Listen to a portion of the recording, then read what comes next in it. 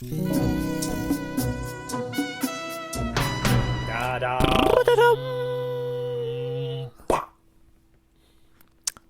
was just a chef's kiss of a intro today. Exactly, that's what it is. It's a chef's kiss. That's not any accent that was nothing. My brain, I was like, this is an accent moment, and I had zero accents available to me at this hour, which is fine because that's not the type of podcast we are. No, we're a fun podcast where we talk about the writings of a very special man. That's right, folks. We are the Grand Line Tourist podcast. Yeah. Chapter by chapter examining or re-examining, depending on who you are, of Ichiro Oda's One Piece. Wow. Oh man, it's one of those nights. You think we'd get that right eventually?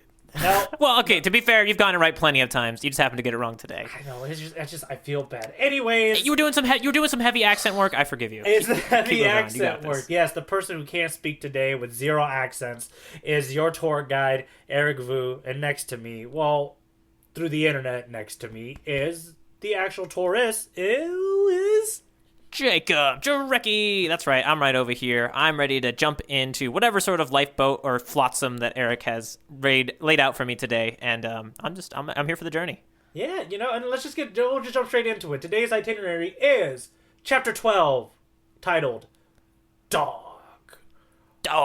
Ruff. That's a good title. We pick back up at the end of where the last chapter did, with Buggy being furious that Luffy and co. They've made him look silly, and he hates that. Buggy the Clown, he's a showman. He hates he hates looking silly, even though he's a clown. He sends out his first mate, the wild animal show himself. Mohi is what I'm gonna go with. I believe that's how you pronounce it. That seems good to me. That's how I read it. He looks like a lion, and he rides on top of a giant lion, so that's all that fun stuff there. Luffy is still trapped in this cage, but Zoro's still lifting him around, but Zoro's bleeding at the same time. Zoro drops him on the middle of the street because he's about to pass out because he's still bleeding out and all that good stuff. Yeah, just like a good Call of Duty character, just give him a couple minutes, he'll be back to normal. Right, exactly. Wait for the blood to clear off the screen and then he get back up, right? They run into a dog named Chow Chow, a cute little dog who's guarding a pet feed store for whatever reason, and Luffy doesn't think it's real and pokes him in the eye, and then he takes a bite out of Luffy. Great. Perfect.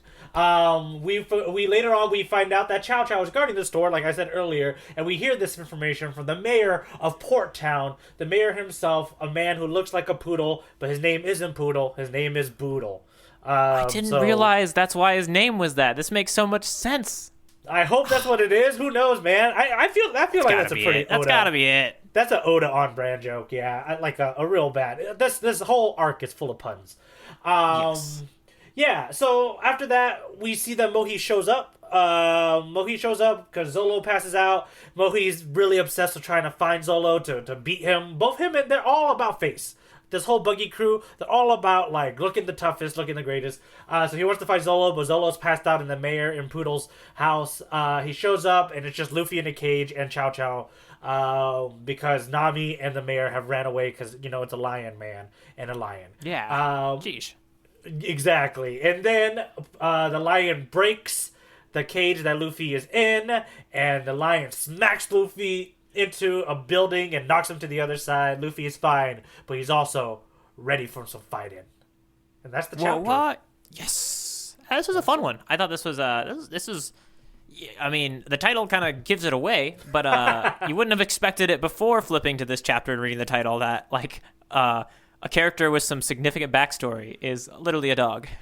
Yes, it's just a dog. It's a bog, as my niece once gave me. She gave me a picture once of the family dog, but she misspelled dog. She spelled bog. So I forever call the family dog a bog now. So this chapter is now titled Bog. Of course. Yeah. Thank you all It'll for help going with along with me. all the listeners for following along, trying to match their chapter titles up to be like, what's going on here? What's going on? Where's Bog coming from? Okay, let's just get into the talking points. All of this flipper jabber doesn't lead to anything. So let's just talk about, we're already talking about it. Let's talk about all the animals of this chapter. Animals everywhere. Yes. It's the wild show, baby. It's the wild animal show. So let's talk about the villain first. Let's talk about Mohi. Your thoughts, Jacob? You said kind of looks like a lion. I'm gonna hold up my finger and say, hold on a second. I don't know what he looks like. He looks strange, but I don't know if he looks like a lion. I guess he looks just more like an animal. Like, I don't know. He has like little ears and goofy stuff, right? Like, he looks like someone I would expect to show up at a convention for people that really, really love animals. In a way, like, well, really, almost like a furry. I've never been to a furry convention. I'm sorry. They usually wear more full-on fursuits, I think. But I feel like this, if you showed up at one of those conventions like this, I think people would dig it. I think they'd be into it. Yeah, they like the really, really impressive how you pulled off the skin fur. It's he's I wouldn't exactly say he's probably our least intimidating looking villain so far. Yeah, they introduced him, and this is gonna be I guess like a big thing to note here, is that eventually you start seeing the villains of arcs have like little side characters too, or like first mates. Like he starts making a formula for all of it. Like all the villains have X person or X person, right? And like you can kind of match them up to fight specific people on the main crew. It's fun. It's a fun thing. Later on, we can start guessing like who's gonna fight who, if we had to guess who's fighting whom. So this is what this guy is. He's kind of the big introduction to that because he's designed. Like he's obviously designed. Like he has a purpose and some things kind of behind him. So. Oh, yeah. No, I mean, if I'm not incorrect, he has 2 sets of ears. He has fake ears on top and then real ears below. Does he really? I need to look at him now. Yeah, no. Get yourself a picture of Mohi. Maybe I imagine that. I think. Well, he has a character. He has a character box, like a half-page character box. Yeah, I swear. No, check it out. He's got 2 sets of ears, unless I'm mistaken. He definitely has 2 ears. Check it out, everybody. There's a joke later on that I wanted to mention, but I'll just bring it up here. Luffy calls him out on it, and he's like so defensive about it. But you do look like a lion. It's pretty crazy. But yeah, no. What do you think of Mohi? I know you've been saying he's one of the more interesting side kind of villainy sort of people, but like what's your feelings about Mohi? I like how he is drawn to the point where I think that I thought he was like very intimidating, just based off my prior knowledge of consuming other anime arcs and stuff like that. Even though I've seen, like, I know this arc, I've read it a few times already. I think he's just drawn in a fun way where he seems more intimidating than he is. Because I actually think, well, we don't know in this chapter, but later on, like, I think he ends up not living up to his intimidation in the beginning, but I do like the way he looks. I like the fact that he's riding on a lion, and just to kind of pay off what I mentioned, I don't know, a few chapters ago, that the Buggy the Clown, the Buggy Pirates have, like, they're themed, right? They're all different segments of a circus show. He's obviously the lion tamer, the lion's portion of the show. Other than that, like, he's cool. He's a really, not a solid villain, but he's like a typical copy and paste villain, I think.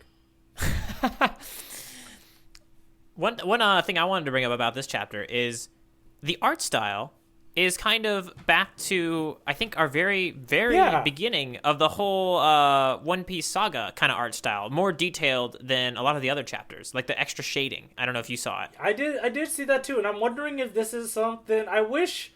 Maybe this is something we have to deep dive into later on, but like I wonder if this is like a special issue or a special...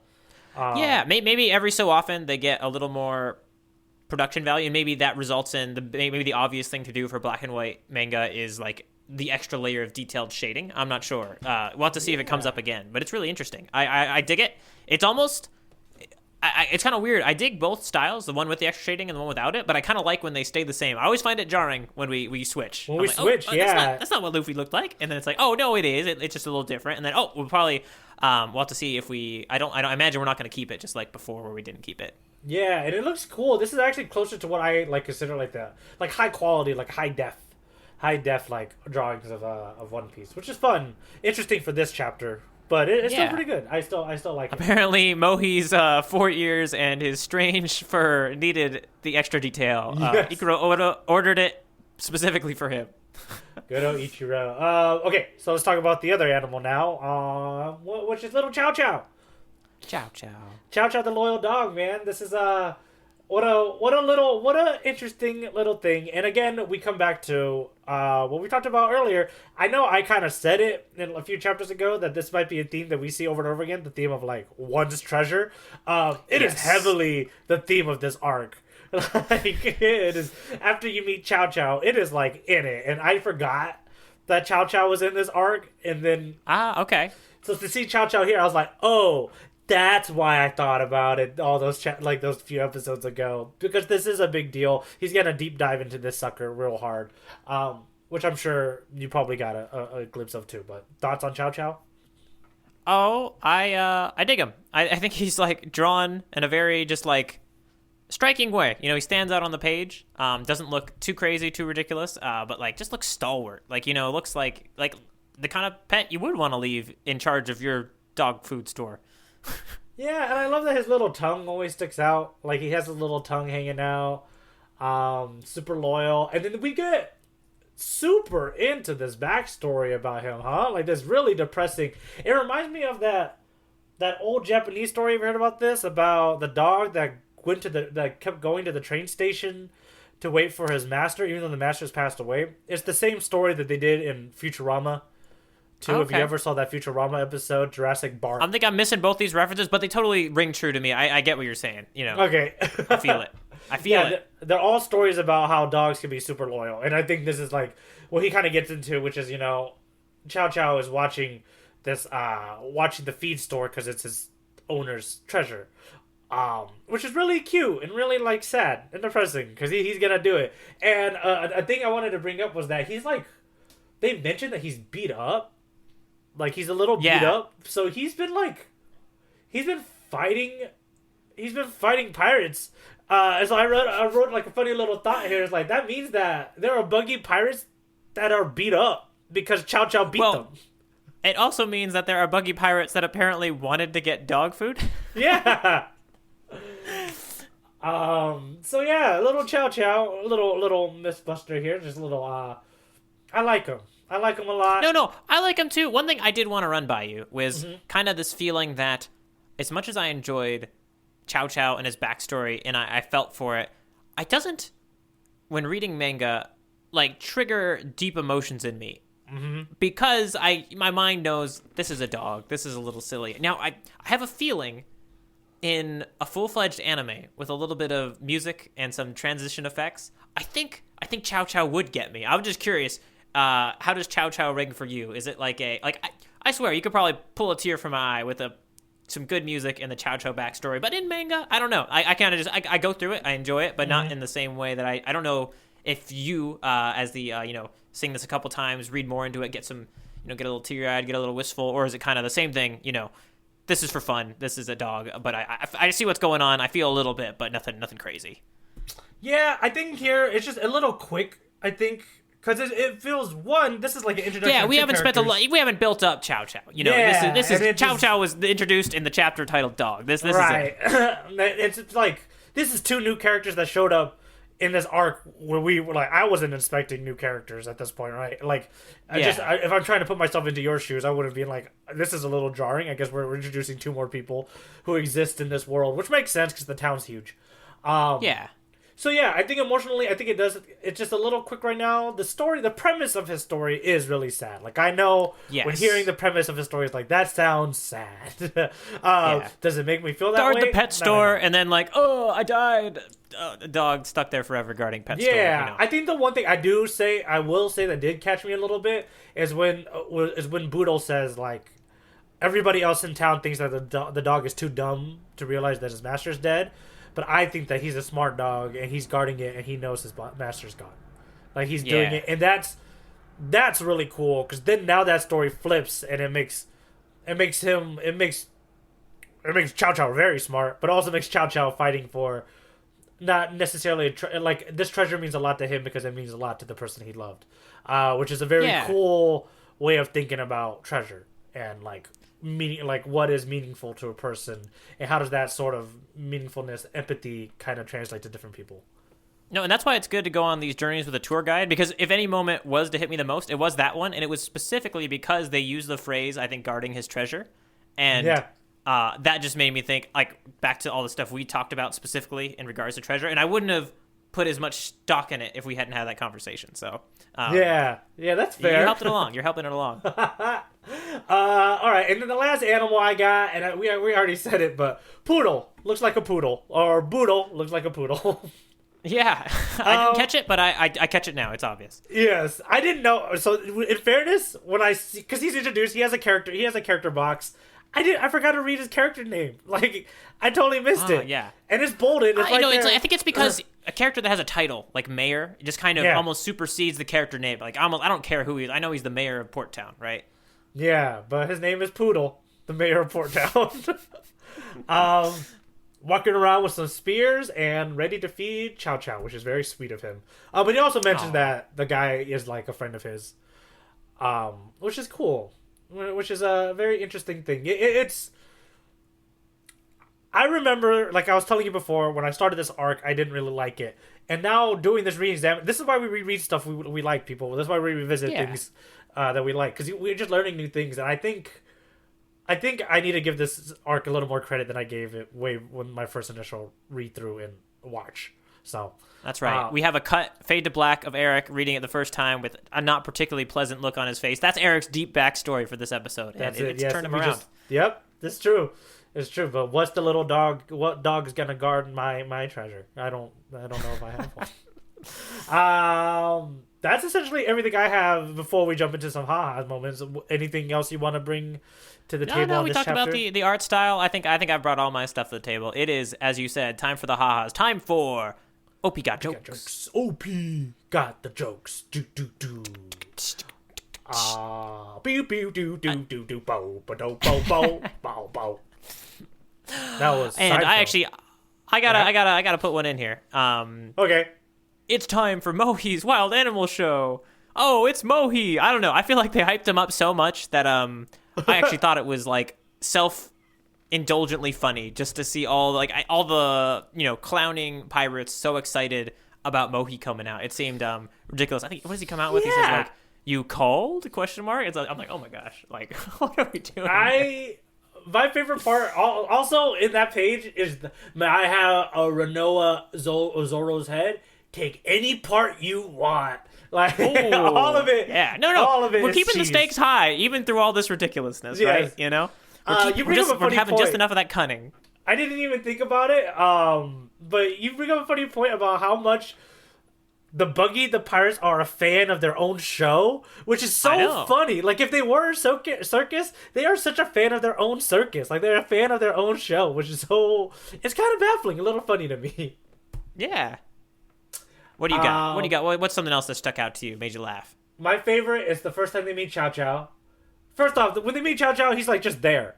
Like Zolo faints on the floor and he's there, and then Luffy goes, "It's all of it's wacky." Luffy is like, "Is it real? It's not movie. It's not movie." And then Zoro is like, "It's his business to move or not," which is like, what? Why is that your dialogue? And then Luffy goes to poke him in the eyes. Like, not just a poke, but pokes him in the eyes, and then Chow Chow bites his face through the cage, which is really funny. And I think it's really funny to me because Chow Chow's face is kind of long. Like, it is long. No, I definitely felt the exact same thing. And sometimes, some panels, it's longer than others. I like how they choose to extend or not extend it. So it's long, so I like that when he bites Luffy's face, he actually tilts it and then sticks it in the panel where he bites, which I thought was really funny as a visual gag, too. The other one is the key gag when Nami throws the key into the middle of Zoro and Luffy, and Chow Chow just eats it for whatever reason. Right away. Yeah, just eats it. This is a classic. We need to extend the episode a little longer, sort of shenanigans. Yeah, and it just why is this a moment? How did this happen? Right? I especially love that the joke, the punchline is on a panel where it's just Chow Chow and then 2 or 3 dots on either sides of him after he eats the key, which is great. There's a lot I wonder of if you jokes have in this. there. What's up? Oh yeah. I think I have one more that I really like to call out is just the when Luffy finally gets a good look at Mohi. That's what he I says. have Like oh yeah, you got it too. Yeah, he said like that just makes it weirder in response to the idea that like it's not fake hair, it's it's real hair, and like that does not help. That makes this person even creepier. I love that scene too, where first off Luffy's like trapped in this cage, right? So he's having like a casual conversation with this lion, not intimidated whatsoever. I love that he's like, "What's up with your weird costume?" Which is that, and then at least the panel you just did was like, "It's my hair." It's like that makes it so much worse that you actively chose to do this. Okay, so if it is his hair, we have to come back to Yes. what you brought up, which is his ears now. Are they So his ears too? What are these two ears on top of? Is that his hair? Is that what we're supposed to believe? I really don't have a grasp on. I mean, it visually as a character in the entire. If you see him if you see this character in his entirety, it makes sense. Like, he's visually parsable. But then I just feel like the second you start parsing the face and questioning things, I just think he doesn't make any sense. But he's lovely. He's on top of a lion. He looks the way he does, and yeah, I guess I would. It can't be his ears. They gotta be, it could be specially groomed parts of his hair to be shaped like ears. It's great. I got nothing. I feel like that is. You have to let me know because you have the omnibus. But see if somebody asked that in a SBS section when they write into Ichiro and Ichiro answers and Oda answers some stuff. So let me know if he answers that question for us, if that's his ears, because I have a feeling Oda's gonna have it's hair. Like he'll probably just kind of like move past it. I only have one more joke. Do you have another joke? No, I'm finished. I'm all joked out. Okay, my last joke is he goes, his special power is that there's not an animal alive I can't control. He goes, I can even control that mutt over there. And then his move is shake, and then Chow Chow goes and bites his hand, which is great. It was quite jarring because I expected to. Mohi is such a strange character. Yeah, he's an idiot. It's so didn't work. And so he's like, I can control this dog. Shake, bark, and bite. Like, great. Perfect. This guy sucks. That's it there. So, enough of the ha-has. Down to the pounds. No. It's time to get down fights. to the pounds, as you said it. Time to get to the panel battle. Panel battle. One night only. Pay-per-view. Oh yeah, we're who are we syncing up with? Is it DirecTV? Is it who do we partner with for this? Oh man, knowing us, it's probably gonna be something like Sling. Oh no, not Sling. All we do is take other people's content and shift it around the internet. Enough about Sling. IMDb TV. Don't worry, tourists and tour guides out there, if you don't know what that is. Basically, we are going to get engaged in a panel battle. Eric and I have both chosen what we think to be the panel that speaks to us the most, the one that is the coolest, and we're going to have them go head-to-head. We're going to describe them for you here, but, we may not have picked the best panel, or you may want to chime in and let us know which of our panels is clearly superior, because we obviously have our own opinions, and you can do that at grandlinetourist@gmail.com. We'd love to hear from you guys, and, if you happen to leave a review on iTunes or something like that as well, we might even read it out on the show. I'd go ahead and start doing that. Get yourself some free airtime to say whatever you want. Just put a review that says buy Chipotle sandwiches, and we'll read it out loud. We will say it. We'll say it. Sponsored by Subway. All that good stuff, man. If that's what you write, that's what we're gonna do. Jacob, thank you for that lovely introduction to this battle. But now I'm gonna throw the first punch into your face, and it is this one. One new message. Open it up already. Discord, you can do this. We got it. It is the bottom third panel end of a page, and we have Luffy on the right in a cage talking to Chow Chow on the left. In the background, we have Poodle or Boodle and Nami, right, running away. And Luffy says, "Something's coming this way. Give me that key, dog." And the dog just says, "Woof." And there's the big run, and then as they run away. I like, actually, you know what? I sometimes don't actually force myself to do the onomatopoeia, but I just did that one, and it totally sounds perfect for them, in the background clapping job, away. Dude. I just it's weird that I didn't do that when I read it, but it totally works. This one's nice. I think offhand, just on my first impression, I'm not like super sure why this is the one that spoke to you that most. Is it just because Luffy's talking to a dog in a cage, or what about it? Is it about the framing? All of that. I think just the elemental, the composition of this panel is just, it tickles me, and I just enjoyed it a lot. Just the way Luffy looks trapped in a cage talking to a dog who has eaten the key, and to have in the background like Nami and Poodle running away also. It's just a lot of fun. And I have to admit, those silhouettes are actually kind of cool to look at too. Now that I see them, yeah, you kind of get to see the different running styles as well. Like one's got like this really wide-legged stance, which I assume is Boodle, and Nami's running more like a human being.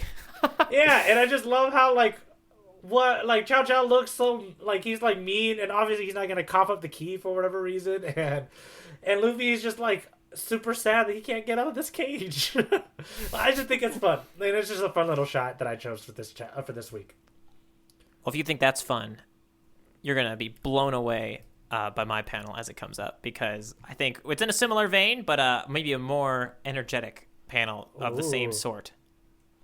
Oh, I love this one. Okay, so it's all involving Luffy and Chow Chow. That's who wins this chapter. It's just these panels aren't too far away from each other. Yeah, so this is right after Chow Chow has eaten the key that Nami has stolen to get him out of the cage. And Luffy, this is a very cartoony picture. Luffy is doing a Homer Simpson choke on Chow Chow, and he says, "Cough it up. That's not food. Give me that key." Because now Luffy knows that he's going to be trapped in this cage for a lot longer. It is fun. This is a really fun cartoony one. I'm glad you chose this one. Oh, yeah. No, just they got the extremely clenched and stretched face of Luffy, and yeah, it just with Chow Chow's long face, choosing to compress his body at the neck just makes it look ridiculous. Like that long face is like coming out of like a very tiny outcropping between Luffy's hands there, so it's lovely. Yes, it's good. These are both great choices. They both pretty much fall on the same joke. Yeah, no, they do. Yeah, or the same plot point, I guess, really, more than a joke. So yeah, I mean, it would have been tough for we both picked dogs for a chapter titled Dog. It was going to happen. It was going to happen, man. This is just it was a foreshadow. We should have known from the moment we read Bog in the chapter title. That's pretty much it, folks. Jacob, what noise shall we make to leave our audience with today? I think this is very clear. You're going to be speaking to maybe not Chow Chow, but like I'll be Bow Wow, the dog. You can ask me any questions I want, and I'll respond, with all your answers. If this is time for you to get something off your chest, something that you just really, I am the dog form of a magic 8-ball. I'm gonna, it's be more about reflecting. We'll just do it. Go ahead. No, that's fair. Bow Wow. Are my parents proud of me for finishing college with the degree that I got? Ruff. Yeah, that's fair. Damn.